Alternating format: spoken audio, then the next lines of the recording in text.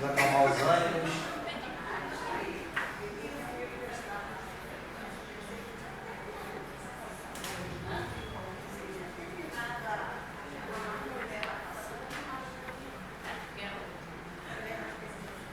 Vamos orar ao Senhor, que está iniciando.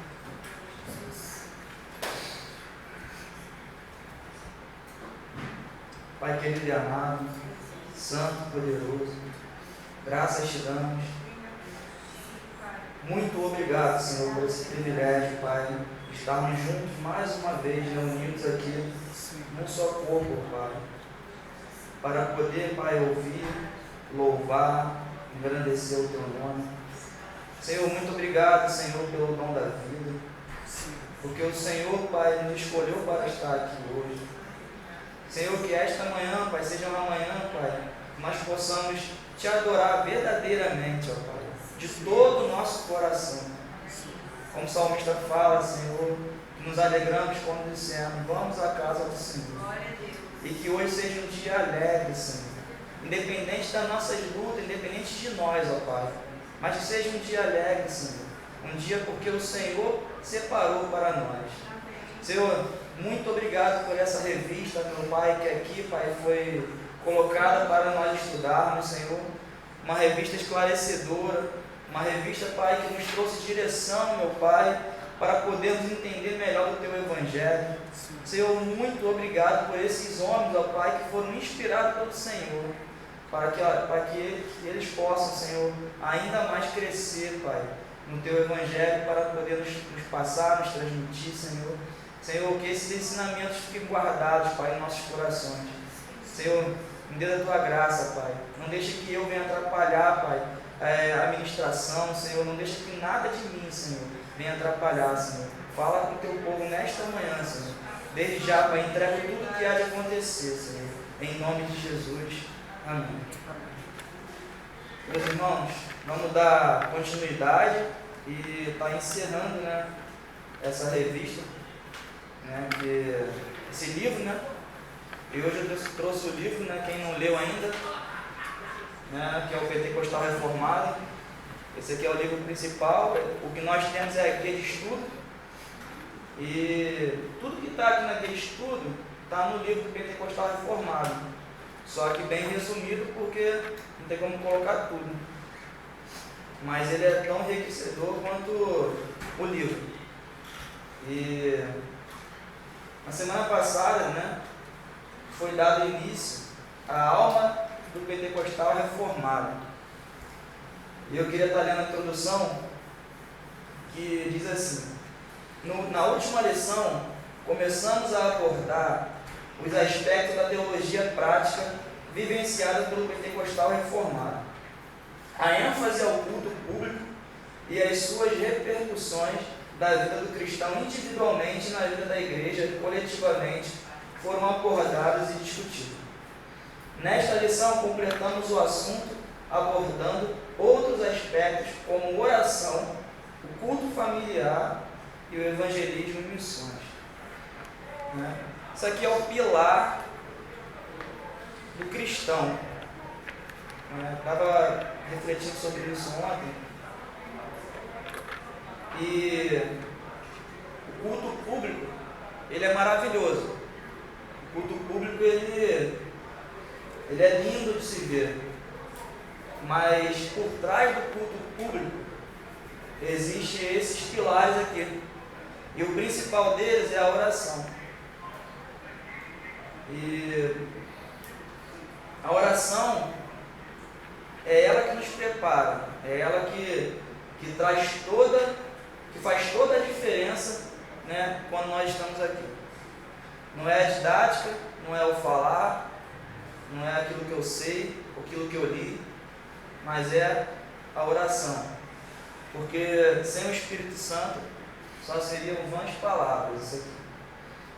Então eu queria dar início e dizer o seguinte: quais são as consequências de defender uma teologia sem a consequência prática? E de imediato é um perigo que nós corremos muito grande. de termos uma boa teologia sem praticá-la. Às vezes nós estamos estudando muito e nós não temos tempo para praticar o Evangelho. Estamos presos em doutrinas, presos em aprender, de ter uma boa oratória, uma boa didática, e esquecemos que o Senhor nos chamou para aprender também, mas Ele nos chamou para fazer discípulos. E fazer discípulos, a gente vai falar lá na frente ainda, ele requer não uma boa oratória somente. Às vezes nem precisa de uma boa oratória. Ele requer uma vida com Deus, de oração, para que o Espírito Santo possa convencê-lo o homem do pecado, da justiça e do juízo. Mas ele quer o ide. E esse é o perigo, né, de nós defendermos uma teoria sem a consequência da prática. Em Tiago 2, do 14 ao 26, vou estar lendo com vocês. Tiago 2, capítulo 2.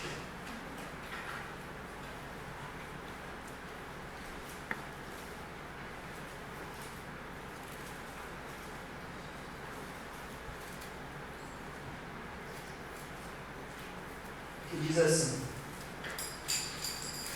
a fé sem obras é morta. Tiago diz: meus irmãos, 14, qual é o proveito se alguém disser que tem fé, mas não tem obras? Pode acaso semelhante fé salvá-lo?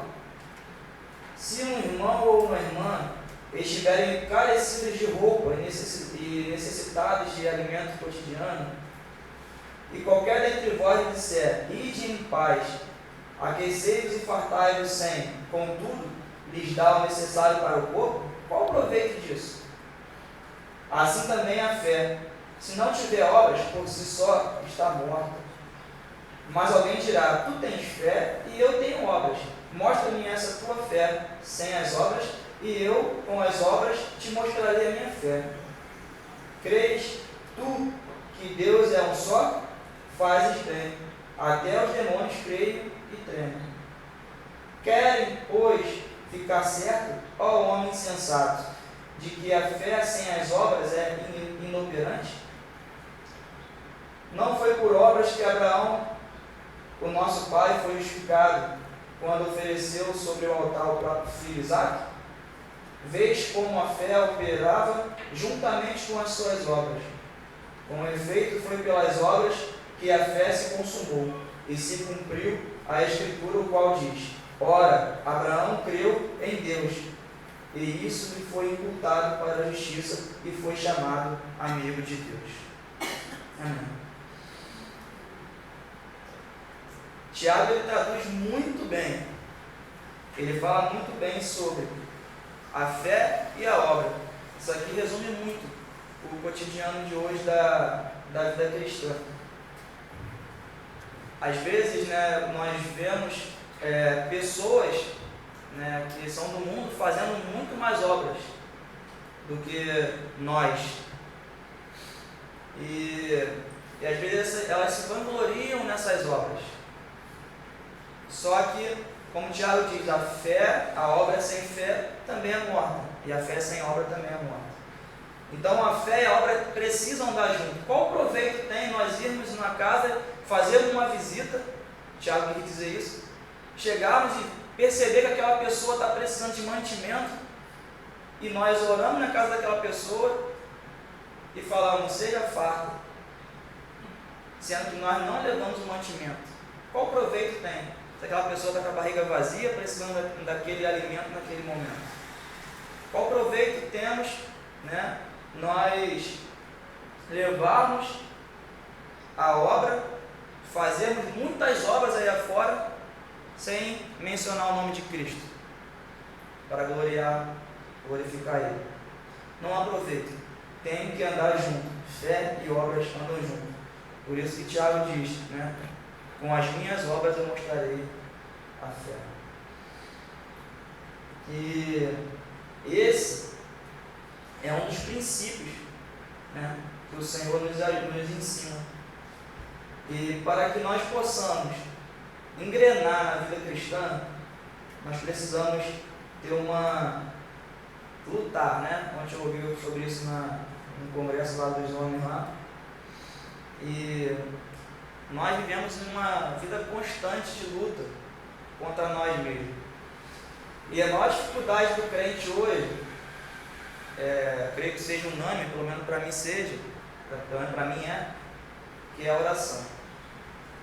Nós estamos hoje agarrados com tantas coisas deste mundo, né? Não só trabalho, como prazeres desse mundo, e nós não nos dedicamos como deveríamos à oração. E a oração, ela diz no livro, é essencial que estejamos em um diálogo constante com Deus. Orar sem cessar não significa um monólogo ininterrupto, mas a expressão das diversas formas de contato com Deus, quais sejam a adoração, a ação de graça, súplicas e confissões. A vida de oração constante nos torna mais sensíveis ao Espírito Santo, de forma que aprendemos a ouvi-lo de forma mais satisfatória. Aqui no livro tem um dizer que diz: como peixes no mar, somos seres que estão mergulhados nas águas deste mundo, e nem notamos o quão molhados estamos. O mundo nos é familiar, o mundo é nosso ambiente normal, mas este mundo caído não é apropriado para a vida humana. Mata a todos, mata tudo o que nos é sagrado, o precioso, sagrado e precioso. Tira nossa paz, tira nossa saúde, tira nosso temor a Deus, tira nossa pureza, tira nossa própria vida. Se não tivermos o hábito de intencionalmente renovar nossa mente, seremos inexoravelmente formados pelo mundo. A leitura diária da Escritura é fundamental, e quanto mais cedo no dia, melhor. O hábito, nós precisamos criar o hábito de ler a Escritura, porque particularmente quando eu tiro esse tempo para ler a Escritura, eu oro também. Então, eu faço muito isso quando eu gosto muito quando eu estou no carro, indo trabalhar. Eu tiro esse tempo para mim também, é um momento sagrado. E você adorar a Deus, né, ter essa prática de orar sem cessar, não significa você ficar orando 24 horas, mas significa você estar sempre, né, em espírito, sempre ligado com Deus. E o mundo, ele está aí. O mundo, ele está trazendo tantas informações para a gente que nós não estamos conseguindo mais tirar esse tempo. O mundo está sendo normal para a gente.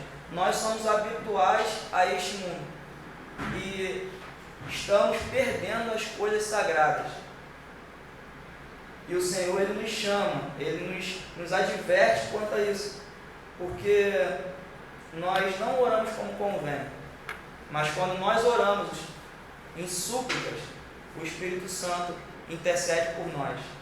E é através da oração, é somente através da oração que nós conseguimos falar com Deus. Na revista diz: para tanto, cada dia deve incluir um tempo para a leitura das Escrituras, pois nela Deus nos fala mais claramente. Ler a Bíblia é uma forma de renovar a mente. Romanos 12:2. Nesse mundo tão atolado de informações e tecnologias.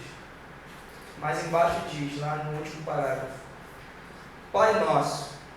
No Pai Nosso, começamos pedindo a Deus que glorifique o seu nome e faça a sua vontade na terra. E isso inclui nossa vida, lar, igreja e país, assim como é feito no céu. Em seguida, pedimos o pão de cada dia, perdão dos pecados e proteção de Deus contra as tentações e todo o mal. Nesse ímpeto, oramos pelas pessoas que prezamos, o que Essa oração nos mostra que precisamos planejar nossa vida de oração. Ontem o bispo Walter falou a oração dele, que ele faz todos os dias, né? Ele ora a Deus uma oração muito simples, que ele diz, né? Ele fala: Deus, tem misericórdia de mim, que sou pecador. Essa é a oração que ele faz todos os dias. Ele fala que, se ele puder, ele repete isso 20 vezes. O que é isso? O que significa isso? A oração, ela significa a dependência, em dizermos que nós não somos nada sem Deus. Tudo que temos é porque temos Cristo, e sem Cristo nós não somos nada, e nós precisamos de fato, eu preciso de fato, nós precisamos estar em constante oração. A oração, ela vai libertar os cativos. A oração que alcança lugares inalcançáveis.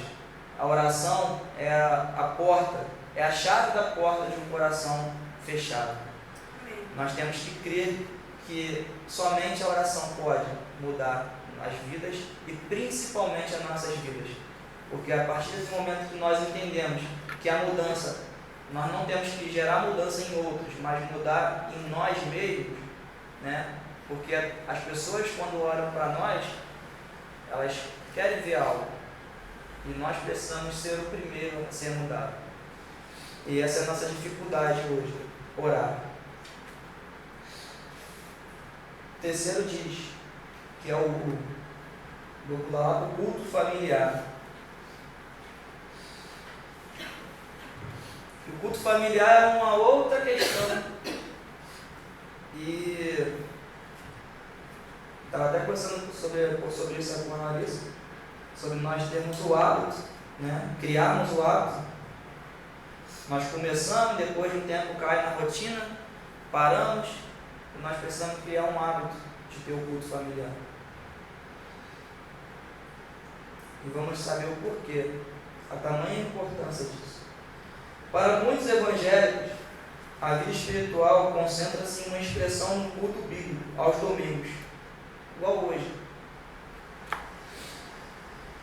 E quando muito, no encontro do meio de semana, para alguns outros, há ainda uma vida devocional individual. No entanto, muitos familiares têm perdido a maravilhosa oportunidade de expressar sua espiritualidade com contexto de cultos familiares. E essa é a maior dificuldade também da família. Nós precisamos urgentemente fazermos uma reforma dentro do nosso lar. Sem a reforma do lar, seria impossível reformar a igreja. Hoje, para uma igreja cristã, uma congregação, ter um êxito ou chegar a um nível, nós precisamos ter famílias fortes. Porque a igreja é constituída por famílias, pai, mãe, filhos, e não adianta achar que uma criança vai vir para a escola bíblica e aqui ela vai ser doutrinada, ela vai sair daqui super crente, ela vai sair daqui, sabe, muito bem, e até vai ser ensinada alguma coisa, mas a criança passa apenas 2 horas na igreja e todo o resto da semana em casa. E se nós, né, eu ainda não sou pai, mas quem é avó, se nós como pais não doutrinarmos as nossas crianças, levando o verdadeiro evangelho para ela, ensinando o caminho que se deve andar, dando bons testemunhos, as nossas crianças vão crescer e serão engolidas pelo mundo. Porque a igreja, ela é somente para nos reunirmos, para adorarmos a Deus. Mas o verdadeiro culto vem de casa. É isso que eu e vocês precisamos aprender. Nós precisamos aprender. A igreja, antigamente, não existia. As igrejas eram em casa. Desde a Reforma Protestante, passando pelos puritanos, que foi um dos maiores exemplos da igreja, em casa, foi dada uma grande importância na adoração no lar. Eles criam que sem uma reforma na família seria impossível reformar a igreja. Para tanto, cada lar era considerado uma pequena igreja, cada pai um pequeno sacerdote, cada família um pequeno rebanho. Se nós entendermos isso de uma vez por todas, a igreja, nós chegaremos aqui na igreja e adoraremos em espírito e em verdade. Muito da igreja hoje está destruída porque as famílias estão destruídas. E o pastor, quem esteja aqui na frente, não irá fazer milagre. Se for ensinado, a Bíblia nos ensina que nós precisamos ensinar as crianças, precisamos fazer culto no lar, como era o modelo antigo, né? Chegaremos aqui e com 2 horas não irá mudar nossas vidas. Não irá mesmo. Deuteronômio 6 fala, né, sobre essa importância de estar ensinando, né, as crianças no caminho que se deve andar. Ela fala sobre o culto em casa. Aí eu paro para refletir, se hoje as portas da igreja, templo, falando templo, se fecharem no Brasil, a gente sabe que é um cenário muito difícil neste momento, nesse tempo, mas futuramente é o caminho que nós estamos na direção desse caminho. Se as portas se fecharem, vai acabar? Vai acabar a devoção? Vai acabar a nossa vida com Deus? Então nós temos que estar praticando isso ou dar início. Isso para a gente vai ser de muito proveito. Nós precisamos dar início. Começa você sozinho, se não tiver ninguém. Começa você e sua esposa, você e seu marido, você e seu filho, né? Senta à mesa com ele, lê nem que seja um versículo e conversa. O que você acha desse versículo?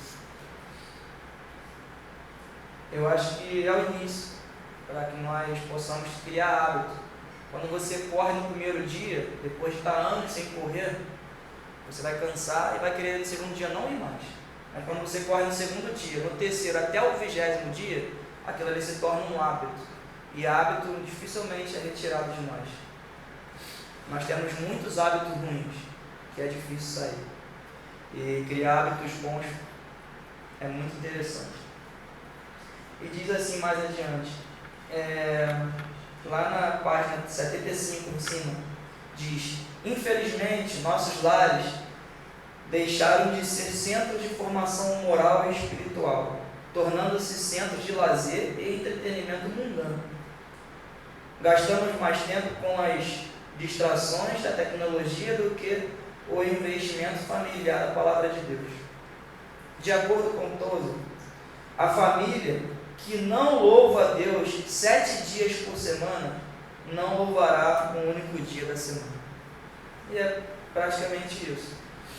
Se nós deixarmos para só buscar a Deus aqui, domingo de manhã, fica muito difícil. E principalmente para nós, que somos falhos. E esse é um dos pilares da igreja hoje, a família. Uma família forte é uma igreja forte. E por último, não menos importante e muito importante, é o evangelismo e missões. Evangelismo e missões hoje em dia estão se perdendo. O evangelismo hoje, até brinco, que eu recebi o chamado para ser missionário em Nova York. E é muito fácil, nós queremos ser missionários onde nós queremos estar. E a palavra de Deus, através das missões do evangelismo, ela chega aonde jamais pensamos. Em lugares proibidos, como a Coreia do Norte. Neste momento existem muitos missionários dentro da Coreia do Norte, que é o lugar mais fechado hoje. Nós não sabemos nenhuma notícia daquele lugar, porque é um lugar extremamente fechado. Mas eu tenho certeza que lá tem um Filho de Deus, lá nesse momento, pregando a palavra. E isso está se perdendo no dia de hoje, porque você levar missões e fazer evangelismo é você negar a si mesmo e renunciar os nossos prazeres. Muitos têm uma vida muito boa aqui, eu poderia ficar muito confortável, mas o Senhor chama e eles largam tudo para fazer o eixo do Senhor. E essa é a dificuldade. Ninguém resumiu de melhor forma o imperativo evangelístico e missionário da igreja por meio de seus ensinos e sua própria vida do que o apóstolo Paulo. Ele aponta a urgência desse tema em Romanos 10, 14 e 15. E no capítulo seguinte, ele nos ensina que o Senhor é soberano e seus caminhos são inescrutáveis. Dessa forma, ele equilibra o tema e desfaz o estigma de que aqueles que seguem as doutrinas da graça não possuem ênfase mencionada. Pelo contrário, muitas vezes a noção da depravação radical, se bem entendida, pode ainda catalisar o impulso evangelístico da igreja. Uma vez que o homem precisa totalmente de Deus, não tendo a oportunidade de salvar-se a si mesmo por alguma coisa que possa fazer. John Piper resume: as missões existem porque a adoração a Deus ainda inexiste em muitos cantos da terra. O pentecostal reformado deve ser rico tanto no ministério da evangelização quanto de compaixão, submissos à grande comissão. Mateus 28, ide. Fiéis à palavra para a glória de Deus.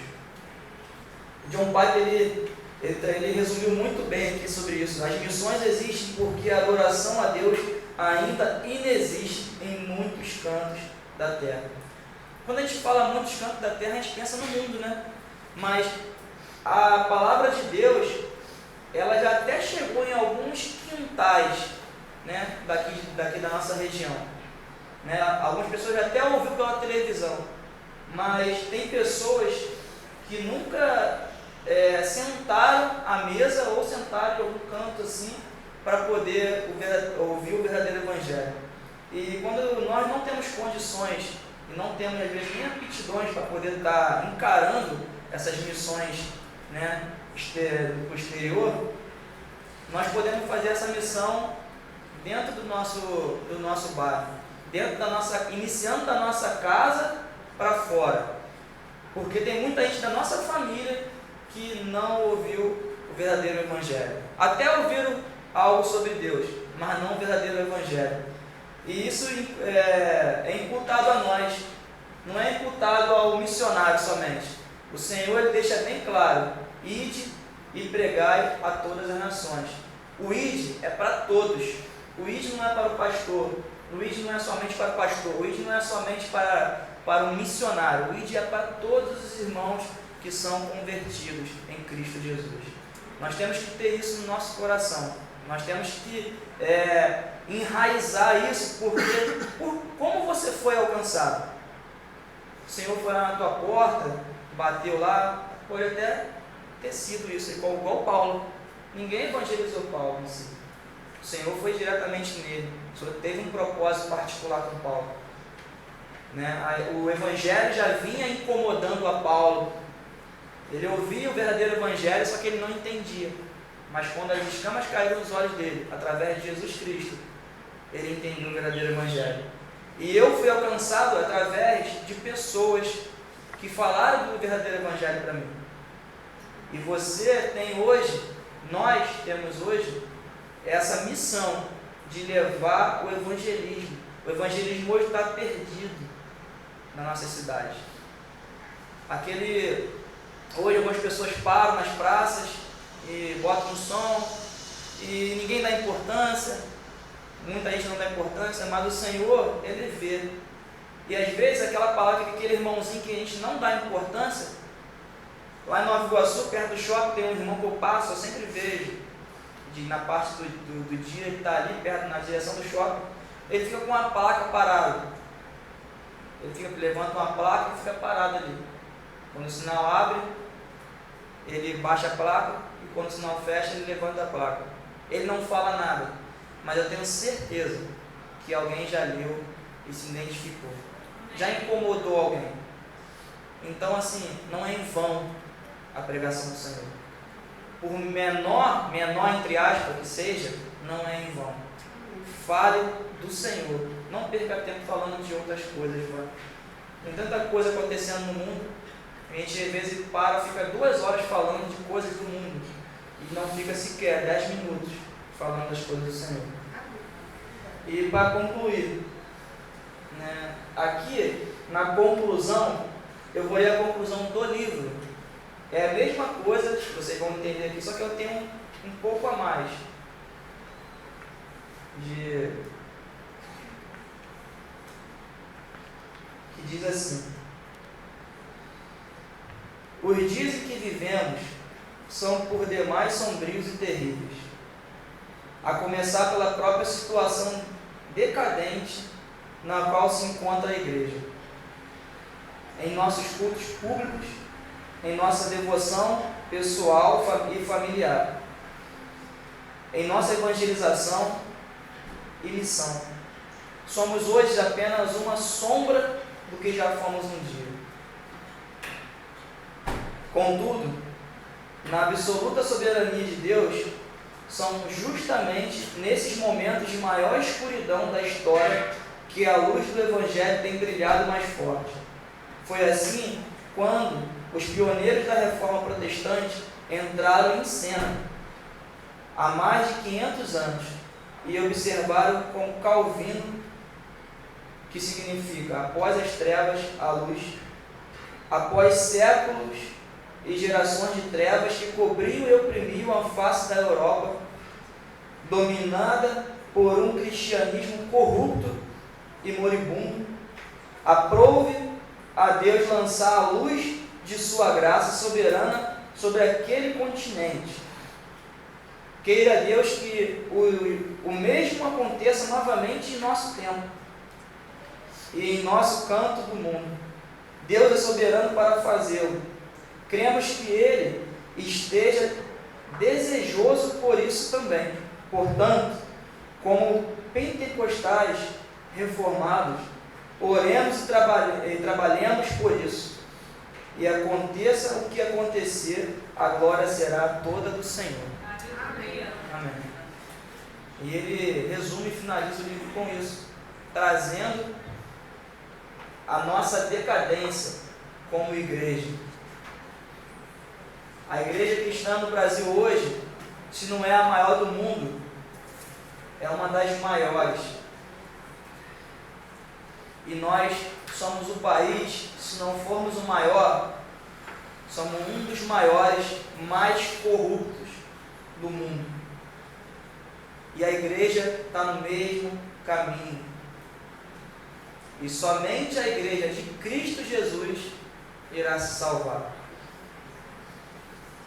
E nós precisamos buscar em oração, em culto familiar, em missões, em evangelismos, a face do Senhor para nós voltarmos e reformarmos aquilo que o Senhor fez de origem para nós.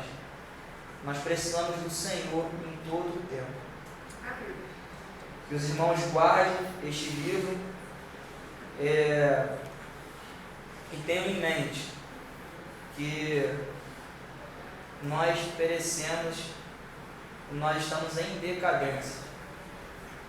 E nós precisamos urgentemente se voltar para Deus, em todo o tempo. Amém? Vamos estar orando e agradecendo ao Senhor. Pai, muito obrigado, Senhor. Muito obrigado, Senhor, mais uma vez por esta mensagem, Pai, por este livro. Obrigado pelo Senhor ter encorajado o nosso pastor, o Senhor está trazendo.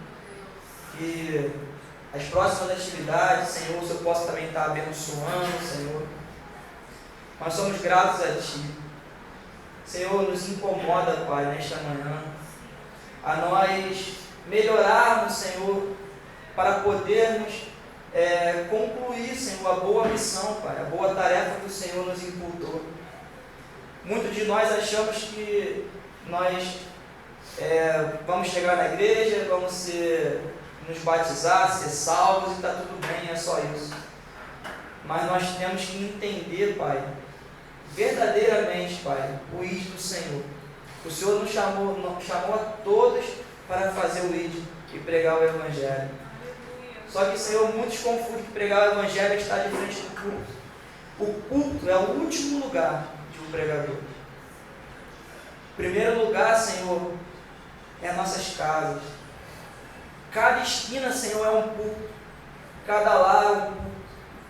Senhor, cada trabalho, cada empresa é um culto.